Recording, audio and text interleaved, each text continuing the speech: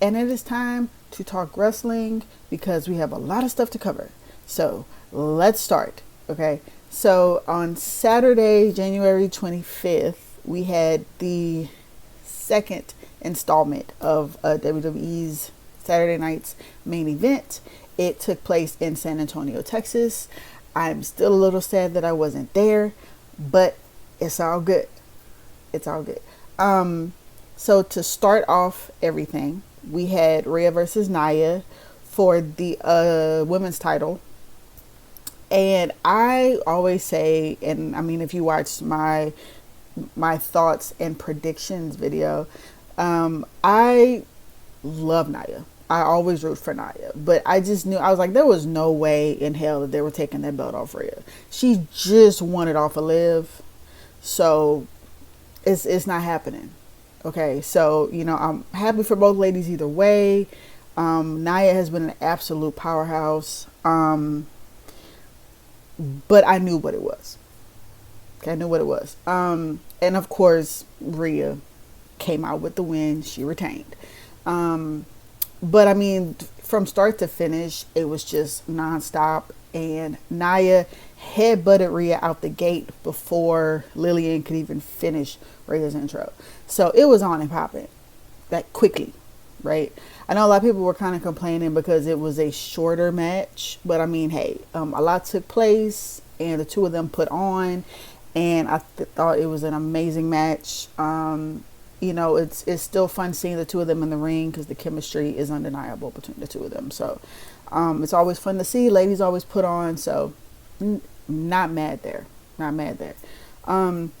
Then next up, we had Braun Breaker and Sheamus. I am a Sheamus girl, especially out of those two. I'm not a big Braun fan. I'm not a hater. I'm just not a big fan of him.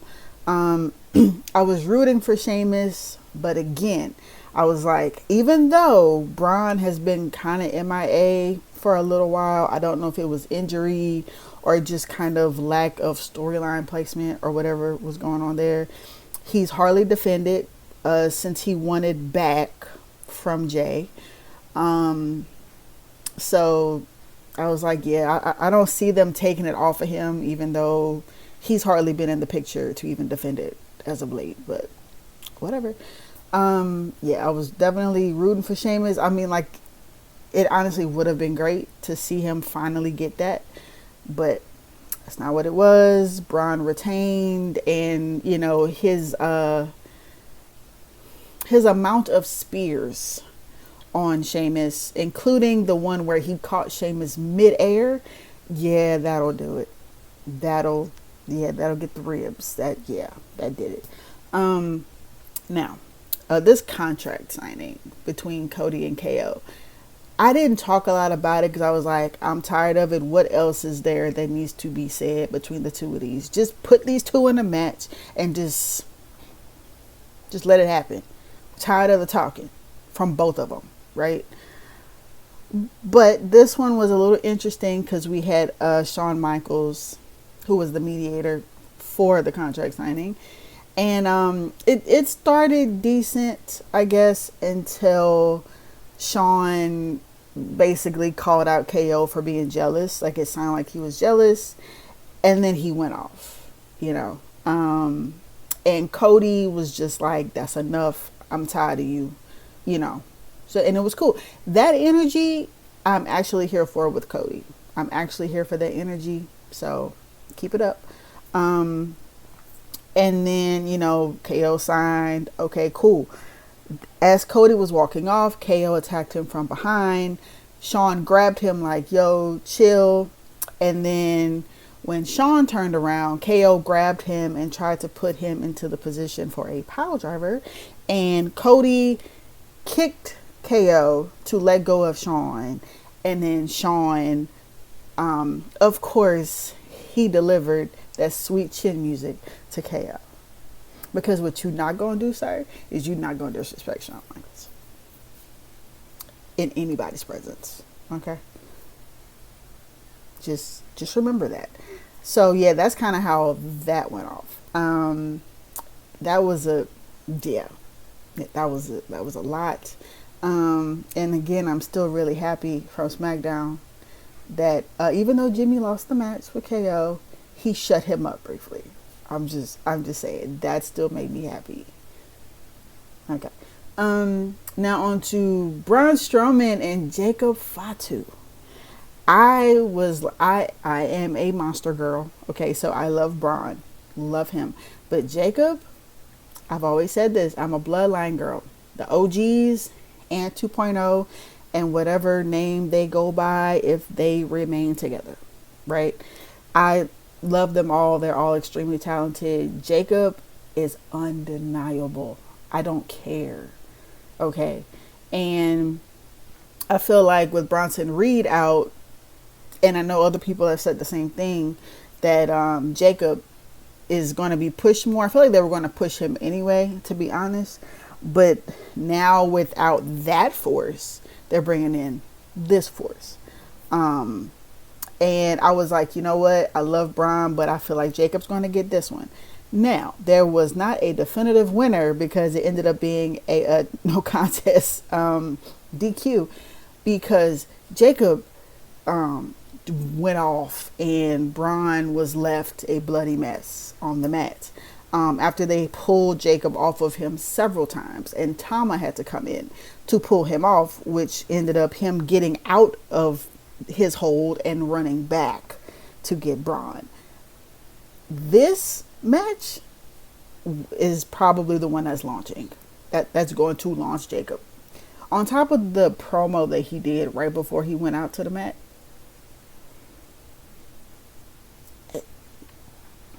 and I said it last night, I was like, the level of hood in his promos, here for it. I love it. Like, he's making callbacks to his time in the Indies. I'm here for it. I'm excited to see what they do with him. Just don't drop the ball on this one. Okay? And I'm still wondering, like, where's Solo? What are we doing? Is he coming back? Is he going to speak this time? What are we doing? Just, Okay. Lastly, Gunther and Jay. Now, Gunther retained. Okay, let's just start there. By, of course, having his usual slap party. I'm not here to argue. I'm not. Slap party. The same way y'all want to say the Usos is, super kick party. Gunther, slap party. Okay. Slap party. For this match, I was going with my heart, which is just Jay. I want him to get these titles. He deserves it. He's incredible. He's fighting. He's a fan favorite. He's a crowd favorite. And I've heard this term that they're like, his crowd control is insanity, right? So I want that for him. I want that for his brother. I just want all of that for them. But I understand Gunther is a different beast. Now, if I would have gone with my head, I would have known that the past was probably going to repeat itself and Jay was going to get this opportunity. He was going to perform well, but he was not going to get the title. And that's what happened. So let me see. I have to look at my notes for this one because I had a lot to say. I had a lot of thoughts in my head for this one alone. So bear with me. Okay, so I'm not going to lie to you. Whenever I saw a lot of the responses and the reactions of people after Gunther and Jay, it upset me. And I know sometimes the line can get blurred for me because I get so wrapped up into it. But that's why I try to not say a lot while I'm watching it, because I know like the lines are blurred. You know what I'm saying? And it's like stuff hits personal, especially when you see some of them calling Jay's fans names, and they probably think it's funny, but I'm like, that's not funny. It's just like, and it's not like, oh, I'm pissed at, it's just like, it's really not funny, bad joke. How is that, like, just because you're a fan of Gunther? Okay. Um, so I was like, I'm not going to say anything right now. Hence why I'm making this video, like, way after the fact. Okay, because I didn't want to come on here and just be super emotional over that. But I have a few things, trust me, is I'm not going to go as hard as I initially thought I was going to go. Um, when it comes to Jay and Jimmy, and even Roman, they all deserve titles, but they don't need them to be able to continue on as the characters that they are. They'll still have the backing of the crowd. Roman will still be a top attraction for WWE with or without a title. Because even without even having Olafale, he was still big name. His name gets mentioned on just about every episode, right? And he's not always there. We know he's coming back for Rumble, but his name is always being mentioned in every conversation, in every storyline. You know what I'm saying? So he's a top attraction and he doesn't have his title. So I feel like it goes the same way with Jay and Jimmy. A lot of people will continue to pack Jay and they will continue to buy his merch with or without a title, right? The only thing that's really kind of bugged me a bit, and I'm probably reading too much into this, but hear me out. This is the second time Jay has been used as the poster boy for a big event. He was on the Money in the Bank poster, and y'all already know how that went. And, you know, like now for this one, which of course gives people like, oh, maybe, wait, does this mean? And like I said, if history was going to repeat itself, that did mean anything, right? And I don't want to say it didn't, because as much as it's just like it's upsetting that he's gotten another opportunity just to lose it again, he's kind of there to tell a different story of him proving he deserves to be there and that he can put up a fight against the likes of Gunther.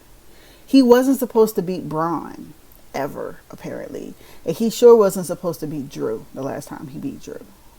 So I love that, and I'm proud of him. And if he's happy with the storyline and he's happy with how he's being portrayed and how all these things are setting up for him, I'm good. He's the one that's doing this, not me. So if he's good with it, I'm good with it, you know. But like I said, the thing that bothered me about the poster boy thing was that, and you know, he deserves to shine. He deserves all of that. But if you're only using him for ticket sales, for merch sales, and for butts and seats, you know, are you really doing him a favor?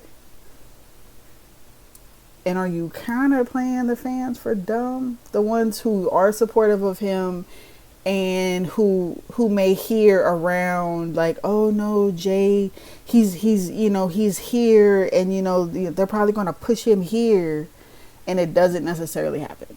So if that's just me just getting overly defensive, and you know, like I said, where the lines can get blurred, my bad. I'm happy for them as individuals and not just as wrestlers and celebrities and whatever you want to call them, right? But yeah, and that is why I try to kind of stay out of some of the conversations of the people who have a lot to say about Jay, but still want to be the first ones to share in his victories, to share in his popularity. But as soon as he loses something, y'all want to laugh at the fans who are just trying to support and be like, you know, we have hope that he can pull it off. I mean, if he doesn't, he doesn't. But you know, a lot of the other stuff isn't necessary. But that's just me, I guess. Well, I know it's not. I know I'm not the only one who does not allow Jey Uso slander on any of their platforms. And that goes for Jimmy as well. No slander will be allowed here. None. Okay. And as always, I appreciate y'all for sitting and, just watching this video, for being here, for listening to me ramble on about things. Please, like, share, comment. Please remember to be kind in my comments, to each other and to me. And I will be back with more, because we got Rumble coming up soon.